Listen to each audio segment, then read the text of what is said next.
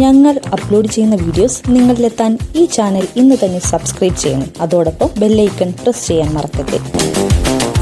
നാടകത്തിലൂടെ സിനിമയിലെത്തിയ താരമാണ് സായികുമാർ. KPSCയിലെ തിരക്കുള്ള നടനായി നാടകരംഗത്ത് സജീവമായി നിൽക്കുമ്പോഴാണ് സിദ്ദിഖ് ലാലിന്റെ കൂട്ടുകെട്ടിൽ പിറന്ന റാജി റാവു സ്പീക്കിംഗിൽ സായികുമാർ അഭിനയിക്കുന്നത്. ചിത്രം വമ്പൻ ഹിറ്റായതോടെ സായികുമാർ തിരക്കുള്ള നടനായി മാറുകയായിരുന്നു. പിന്നീട് വില്ലൻ വേഷങ്ങളിലൂടെയും ചൂടുമാറ്റി സായികുമാർ മറ്റു ക്യാരക്ടർ റോളുകളുടെയും മലയാള സിനിമയുടെ സ്ഥിര സാന്നിധ്യമായി മാറി. ഇപ്പോൾ മലയാളത്തിന്റെ പ്രിയ നടൻ പ്രേം നസീറിനെ കുറിച്ച് സംസാരിക്കുകയാണ് സായികുമാർ. തനിക്ക് നസീർ സാർ ഒരു ദിവസം കയ്യിൽ 100 രൂപ തന്നുവെന്നും പൈസ തന്നിട്ട് അങ്കിളിനെ പോലെ കാണണമെന്നും പറഞ്ഞുവെന്നും സായികുമാർ പറയുന്നു. എന്തിനു വേണ്ടിയാണ് രൂപ തന്നതെന്ന് എനിക്കറിയില്ല.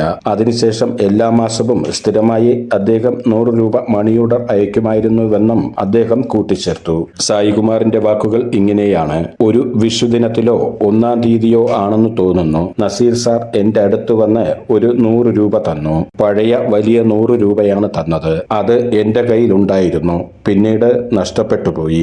ആ രൂപ തന്നിട്ട് അദ്ദേഹം എന്നോട് പറഞ്ഞു അങ്കിളിനെ പോലെ കാണണമെന്ന്.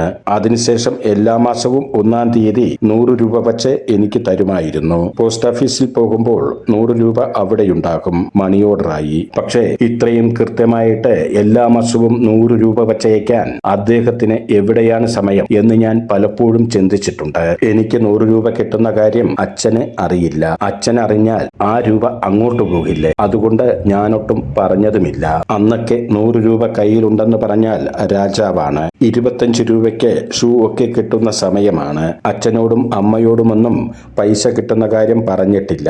വളരെ ലേറ്റായിട്ടാണ് ഞാൻ പറഞ്ഞത്. പ്രേം നസീർ സാർ മരിക്കുന്നതിന് 2-3 മാസങ്ങൾക്ക് മുമ്പാണ് ആ വരവ് നിന്നത്. അതുവരെ തുടർച്ചയായി പൈസ കിട്ടിക്കൊണ്ടിരുന്നു. സായികുമാർ പറഞ്ഞു നിർത്തി. ഞങ്ങൾ അപ്ലോഡ് ചെയ്യുന്ന വീഡിയോസ് നിങ്ങളിലെത്താൻ ഈ ചാനൽ ഇന്ന് തന്നെ സബ്സ്ക്രൈബ് ചെയ്യണം. അതോടൊപ്പം ബെല്ലൈക്കൺ പ്രസ് ചെയ്യാൻ മറക്കരുത്.